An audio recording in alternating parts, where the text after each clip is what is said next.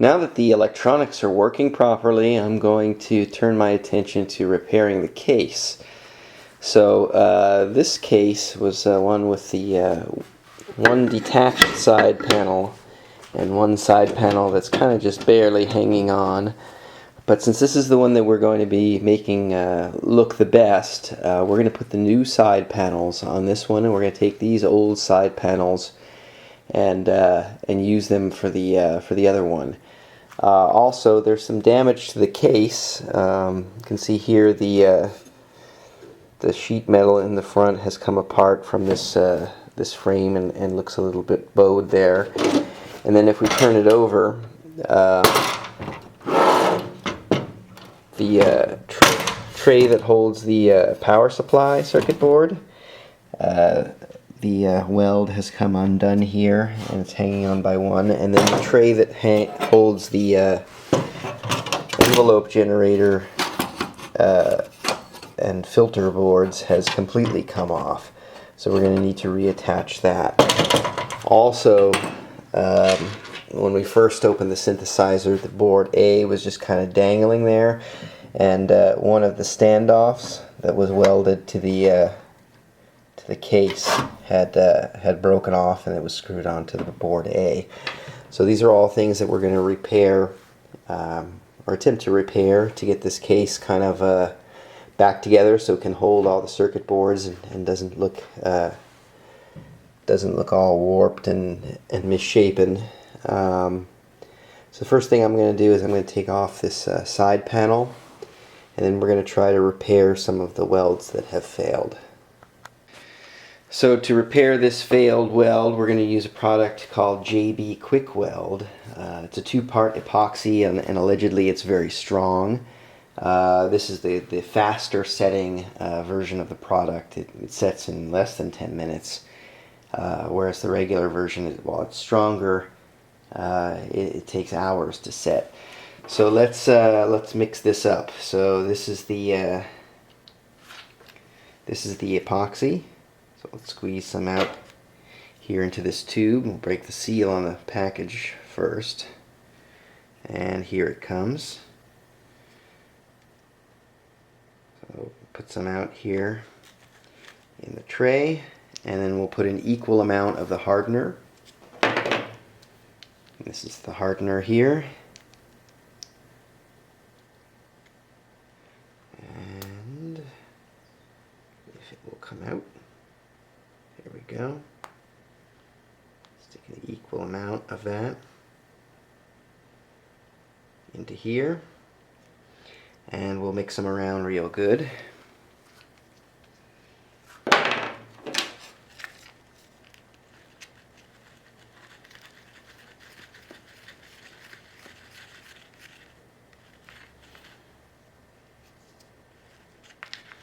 So we've mixed it real well, and we only have a few minutes. So what we'll do is we'll work this in between these parts here. I'll apply it to the rail first, and it needs to go all the way down because this has completely come apart.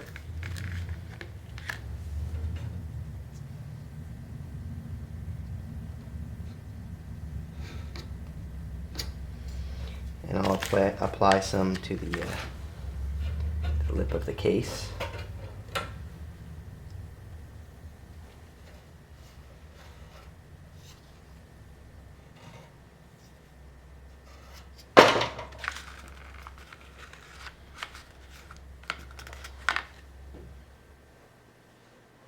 In particular here where it's bowed, we want to make sure that we get enough in there. So now that we've applied that, we're going to clamp it.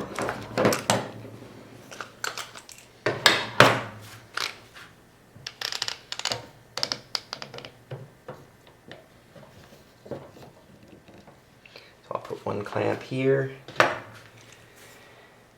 another clamp here.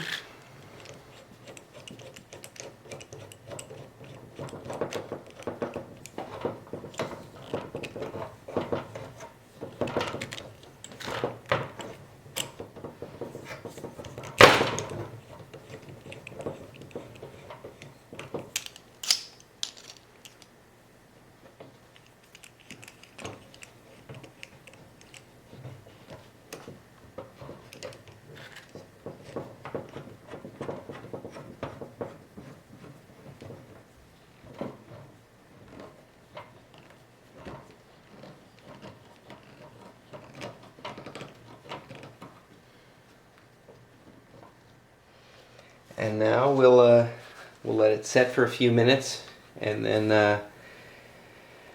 I'll probably let it sit for like 15 minutes, even though it says 6. I want to make sure that it's really on there good, and then we'll come back and we'll move on to the next piece that needs to be epoxied. So with the first bond set, I've now epoxied the second one, which is the power supply tray. This weld on this side had come up, so I worked the epoxy in as far as I could, and I've clamped it, and I'm going to let it set now. Then I'll move on to the next one, which will be the next tray.